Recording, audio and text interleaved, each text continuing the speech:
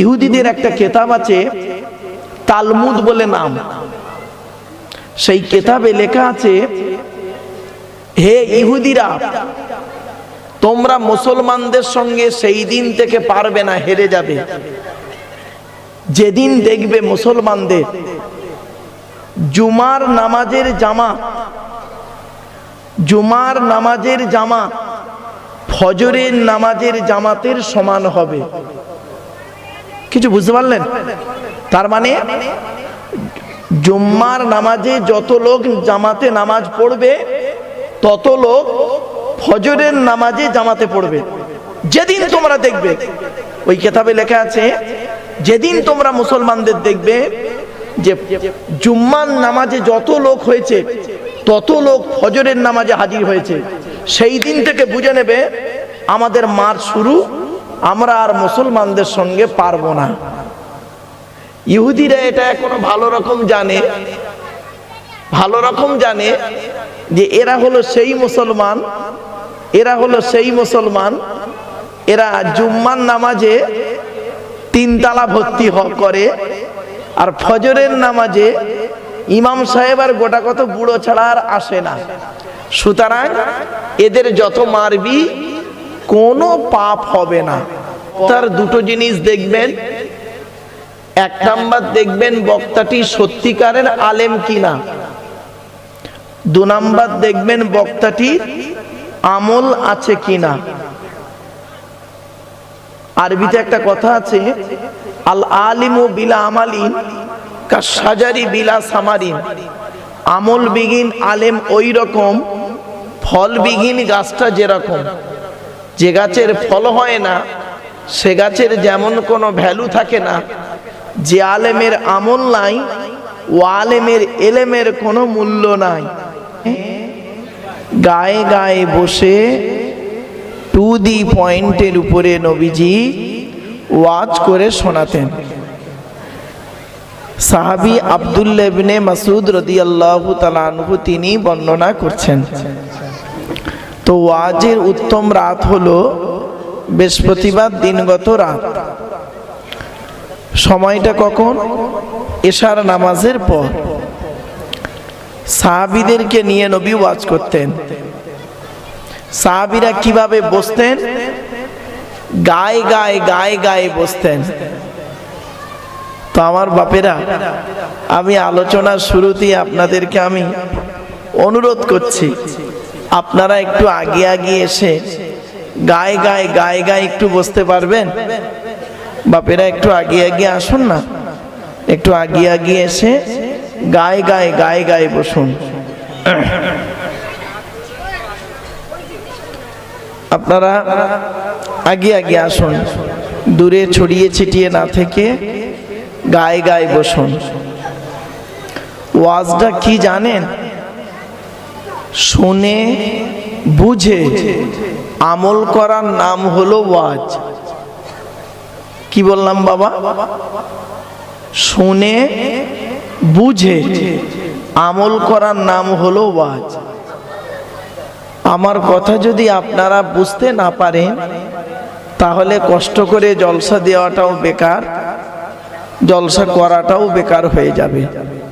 তাই আমি আপনাদের কাছে করজোড়ে নিবেদন করছি, আপনারা দয়া করে মেহেরবানি করে ছড়িয়ে ছিটিয়ে বসে না থেকে গায়ে একটু বসার চেষ্টা করুন। রাত বেশি হবে না, টু দি পয়েন্টের উপরে কয়েক কটা কথা বলে ইনশাআল্লাহ আবুল আজিজ জলসা শেষ হয়ে যাবে। আমি আপনাদের কাছে করজোড়ে নিবেদন করছি। আলহামদুলিল্লাহ নাহমাদুহু ওয়া নাস্তাঈনুহু ওয়া নাস্তাগফিরুহু ওয়া নু'মিনু বিহি ওয়া নাতাওয়াক্কালু আলাইহি ওয়া নাউযু বিল্লাহি মিন শুরুরি আনফুসিনা ওয়া মিন সাইয়্যাতি আ'মালিনা। মান ইয়াহদিহিল্লাহু ফালা মুদিল্লা লাহু ওয়া মান ইউদ্লিলহু ফালা হাদিয়া লাহু। ওয়া নাশহাদু আল্লা ইলাহা ইল্লাল্লাহু ওয়াহদাহু লা শারীকা লাহু ওয়া নাশহাদু আন্না সাইয়্যিদানা ওয়া হাবিবানা ওয়া নাবিয়্যানা ওয়া মাওলানা মুহাম্মাদান আবদুহু ওয়া রাসূলুহু আল্লাযী আরসালাহু বিল হাক্কি বাশীরান ওয়া নাযীরা ওয়া দাঈয়ান ইলাল্লাহি বিইজনিহি ওয়া সিরাজাম মুনীরা ফাকাদ ক্বালা আল্লাহু তাআলা ফি কালামিল মাজিদ ওয়াল ফুরকানিল হামিদ আউযু বিল্লাহি মিনাশ শাইতানির রাজীম বিসমিল্লাহির রহমানির রহিম ওয়া নাযালনা আলাইকাল কিতাবা তিবয়ানাল লিকুল্লি শাইইন ওয়া হুদাম ওয়া রাহমাতাম ওয়া বুশরা লিল মুসলিমিন। কোরআনের এই আয়াতটি 14 নম্বর পারার 16 নম্বর পৃষ্ঠা 4 নম্বর লাইনে সূরার নাম সূরা নাহলের 89 নম্বর আয়াতে আল্লাহ বলেন, নবী, আমি এই কোরআন অবতীর্ণ করেছি। পৃথিবীর সমস্ত জিনিসের বর্ণনা এই কোরআনের ভিতরে ডাইরেক্ট ইনডাইরেক্ট দলিল সহ আমি আল্লাহ পাঠিয়ে দিয়েছি। জোরে বলুন সুবহানাল্লাহ। এই আয়াতের তাফসিরে অন্য আয়াত দিয়ে আল্লাহ আরো সুন্দর করে বলে দিচ্ছেন। 15 নম্বর পারার 18 নম্বর পৃষ্ঠার একেবারে 14 নম্বর লাইন সূরার নাম সূরা কাহফের আল্লাহ বলেন, ওয়ালাকাদ সাররাফনা ফি হাযাল কুরআন লিন-নাস মিন কুল্লি মাসাল ওয়া কানাল ইনসানু আকসারা শাইইন জাদালা। এর বাংলা মানে হচ্ছে, আল্লাহ পাক বলেন, আমি আল্লাহ এই কোরআনের ভিতরে সমস্ত জিনিসের বর্ণনা উদাহরণ সহ মানুষের জন্য সুন্দর করে বলে দিয়েছি। ওয়া কানাল ইনসানু আকসারা শাইইন জাদালা। বেশিরভাগ মানুষ এই কোরআন বোঝে না, না বুঝে নিজেদের মধ্যে মারামারি ঝগড়ায় লিপ্ত হয়। আমাদের সবথেকে বড় ভুল কি হয়েছে জানেন? আমাদের সবথেকে বড় ভুল হয়েছে দুটো জিনিস। দুটো জিনিস কি জানেন? একটা ভুল করেছি আমরা না জেনে ভুল করেছি, কোরআন হাদিস জানি না, এটা একটা ভুল। আর আরেকটা ভুল কি হয়েছে জানেন? ভুল জেনেছি, এটাও একটা ভুল। কিছু বুঝতে পারলাম? খুব ভালো করে বুঝবেন কিন্তু আমার কথা। না জানা একটা ভুল আর ভুল জানা একটা ভুল। সর্বনাশটা আমরা এখানেই করেছি। ছোট্ট একটা উদাহরণ দিচ্ছি বক্তব্য শুরুতেই। আজ ওয়াজের শুরুতেই আমি একটা কথা জিজ্ঞাসা করব আপনাদের। আপনাদের হাতে মোটামুটি 1.5-2 ঘন্টা সময় হবে?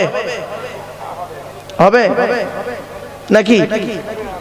ঠিক আছে, দেখি কি কি বলছে কিছু নাকি? আচ্ছা, প্লিজ অ্যাটেনশন। আপনারা ডিস্টার্ব না করে ভদ্রভাবে ওয়াজটা শুনুন। যদি মন চায় উঠে যেতে পারেন, অসুবিধে নেই। আমার 1000টা ভণ্ড বেকার শ্রোতার থেকে 10 জন শুননেওয়ালা শ্রোতার দাম আছে। বাবা, আমি বাস্তব কথাটাই বলছি, একদম ফ্রাঙ্কলি কথাটা বলছি। শোনো মাইন্ড, এক্সকিউজ মি, শোনো। আপনারা যখন জলসা দেবেন, দয়া করে 3টে জিনিসকে ঠিক রাখবেন। 1 নাম্বার বক্তা, 2 নাম্বার কমিটি, 3 নাম্বার শ্রোতা। বক্তার দুটো জিনিস দেখবেন। 1 নাম্বার দেখবেন বক্তাটি সত্যিকারের আলেম কিনা। 2 নাম্বার দেখবেন বক্তাটি আমল আছে কিনা। আরবিতে একটা কথা আছে, আল আলিমু বিলা আমালিন কাশাজারি বিলা সামারিন। আমল বিহীন আলেম ওই রকম, ফল বিহীন গাছটা যেরকম। যে গাছের ফল হয় না সে গাছের যেমন কোনো ভ্যালু থাকে না, যে আলেমের আমল নাই ও আলেমের এলেমের কোনো মূল্য নাই। বাস্তব কথাটাই বললাম। আল্লাহ নবী বললেন, কুন আলিমান, হাক্কানি আলেম হও। হাক্কানি আলেম যদি হতে না পারো, আও মুতাআল্লিমান, হাক্কানি আলেমের ছাত্র হও। তাও যদি সুযোগ না পাও, আও মুস্তামিয়ান, হাক্কানি আলেমরা যেটা বলেন মনোযোগ সহকারে শ্রবণ করো, আমল করো। তাও যদি সুযোগ না পাও, আও মুহিব্বান, হাক্কানি আলেমদেরকে অন্তর দিয়ে ভালোবাসো। ওয়ালা তাকুন খামিসান ফাতুহলিকু, 5 নাম্বারটা হতে যেও না, তাহলে ক্ষতিগ্রস্ত হয়ে যাবে। হাক্কানি আলেমকে আপনাদের ধারণা হলো হাক্কানি আলেম হলো ওই লোকটা যার গালে দাড়ি মাথায় টুপি, কোরআনের আয়াত বলে হাদিস বলে, ওই লোকটাই বুঝি হাক্কানি পীর বা হাক্কানি আলেম না। নবীজি বলছেন, শুনে নিন, আল্লাহু আজওয়াদু জুদান ওয়ানা আজওয়াদু বানি আদম ওয়াজাদুহুম বাদি রাজুলুন আলিমা ইলমান ফানাশরাহু ইয়াতি ইয়াউমাল কিয়ামাতি আমিরান ওয়াহিদা। এর বাংলা মানে কি? আল্লাহর নবী বললেন, আল্লাহ হলেন সবথেকে বড় দাতা, আল্লাহর পরে বড় দাতা হলাম আমি মুহাম্মদ সাল্লাল্লাহু আলাইহি ওয়াসাল্লাম। আমার পরে পৃথিবীতে বড় দানশীল ব্যক্তি কে জানো?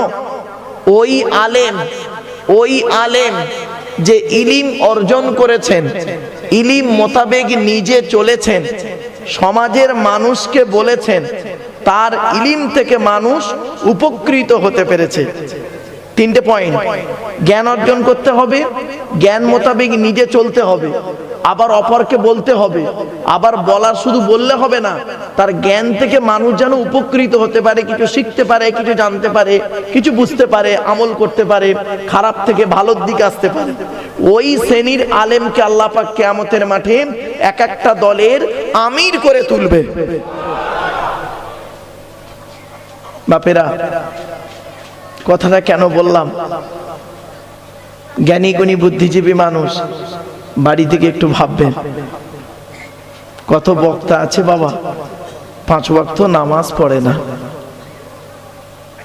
কত বক্তা আছে বিড়ি সিগারেট খায়, আর পান তেরেঙ্গা খৈনি গুটকা শান্তি অশান্তি বিমল সিগনেচার গুল খৈনি, এ তো it is very simple matters. বাস্তবটাই বললাম বাবা।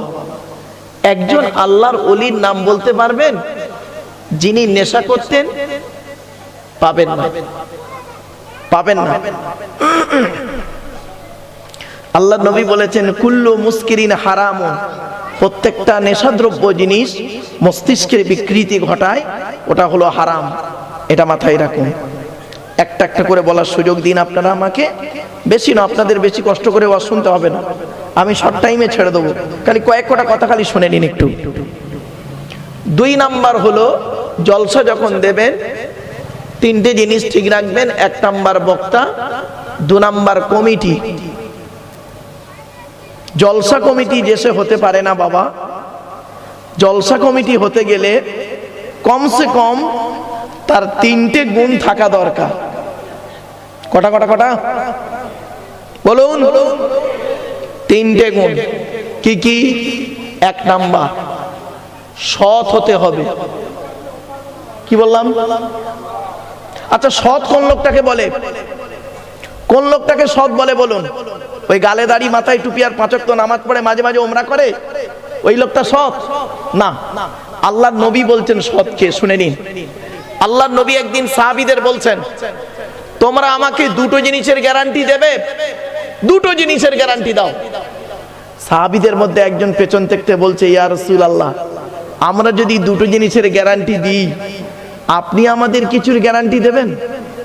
নবীজি বললেন, হ্যাঁ, তোমরা যদি আমাকে 2টো জিনিসের গ্যারান্টি দাও, আমি তোমাদের জান্নাতের গ্যারান্টি দিয়ে দেবো। সাহাবীরা বললেন, বলুন। এই বাচ্চাগুলোকে সরান তো।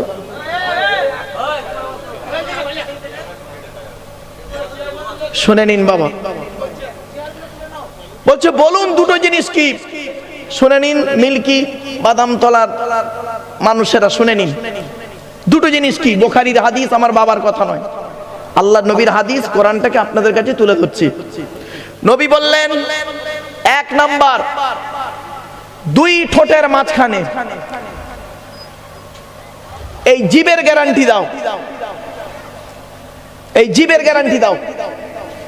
হারাম খাবার খাওয়া থেকে জিভটাকে ঠিক করো, বাজে ভাষা বলা থেকে জিভটাকে ঠিক করো, পরনিন্দা পরচর্চা করা থেকে জিভটাকে ঠিক করো।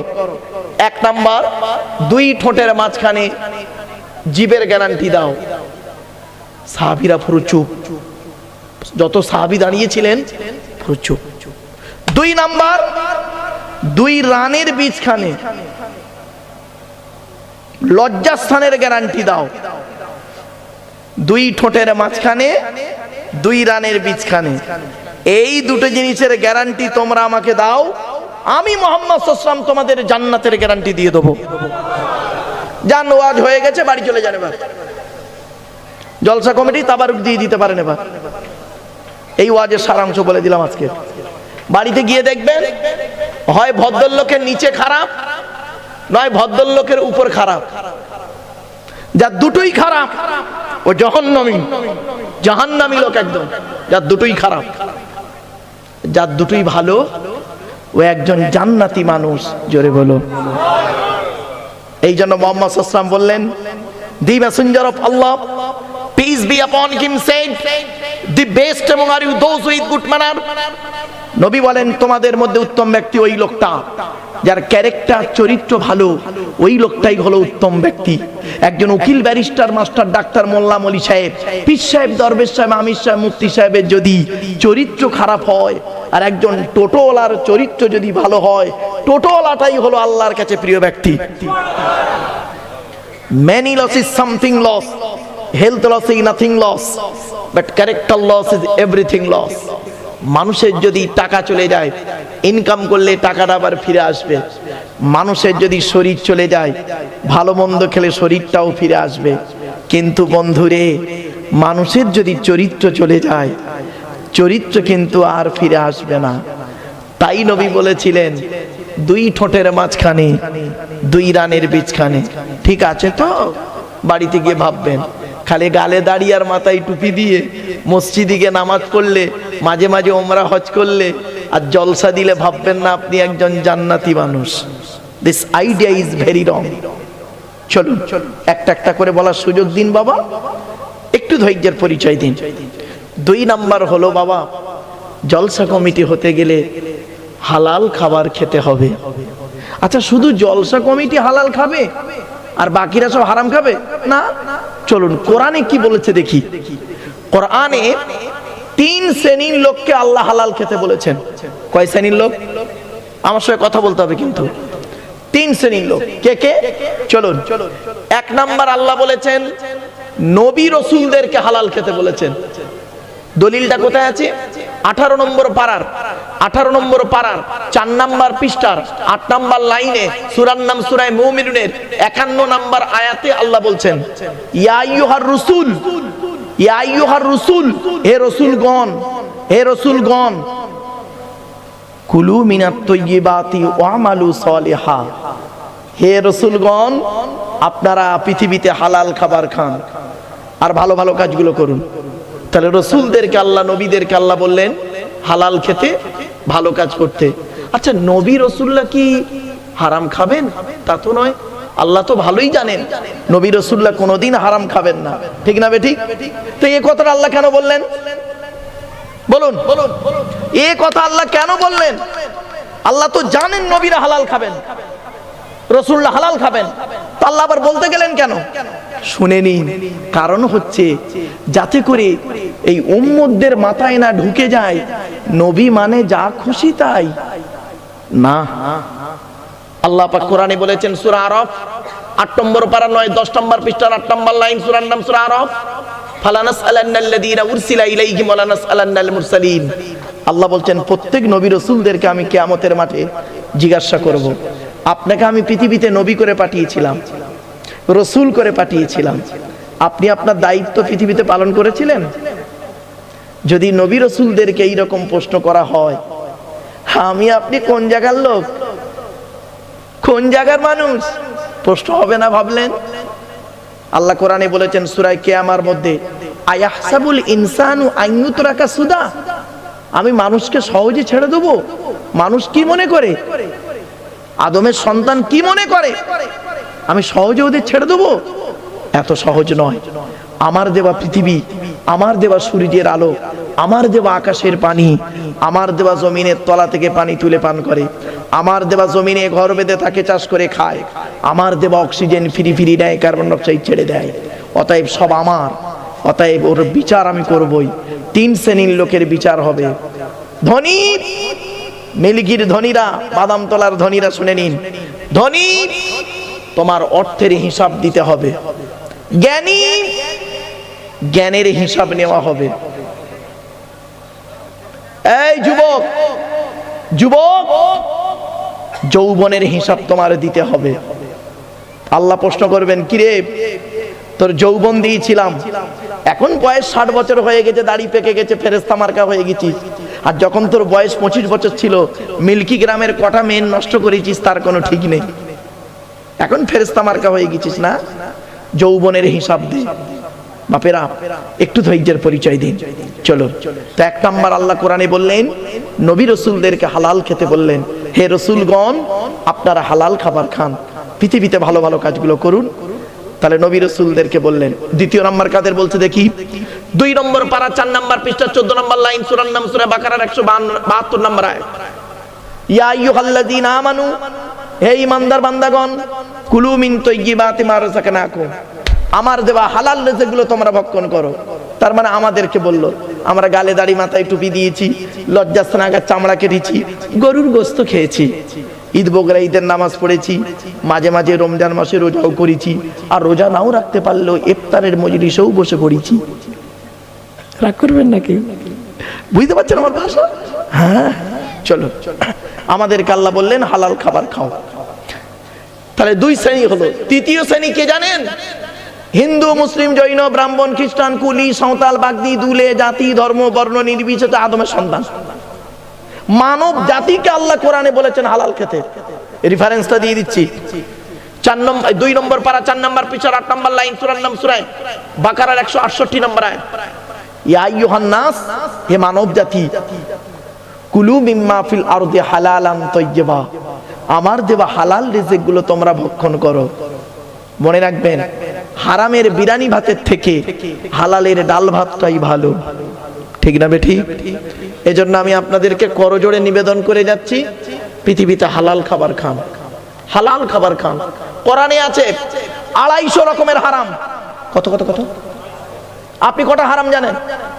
ওই সুদ খাওয়া, মদ খাওয়া, ঘুষ খাওয়া, বিয়ের পণ নেওয়া, নারী নির্যাতন করা, জমির আলচুরি করা, হুক মেরে কারেন্ট নেওয়া, শেষ। 250 রকমের হারাম আছে কোরআনে, 250 রকমের হালাল আছে। আমার বাপেরা একটু ধৈর্যের পরিচয় দিন। এবার আসছি, জলসা কমিটি হতে গেলে বাবা 5 ওয়াক্ত নামাজি হতে হবে। কোরআনে আছে 82 জায়গায়, বিভিন্ন অ্যাঙ্গেলে 82 জায়গায় আছে নামাজের কথা। কত জায়গায়? কত জায়গায়? 82 জায়গায় নামাজের কথা। আর ওই কোরআনে আছে 92 জায়গায় আছে লেখাপড়ার কথা। তো কোন সংখ্যাটা বেশি, 82 না 92? তা লেখাপড়ায় পিছিয়ে কেন? মুসলমান তোমরা এখনো পিছিয়ে আছো, রাগ করবেন না। এই মিল্কি গ্রামে দেখবেন, অনেক বাড়িতে গিয়ে দেখবেন সব পাকা ভর্ত, আমি দেখতে পাচ্ছি।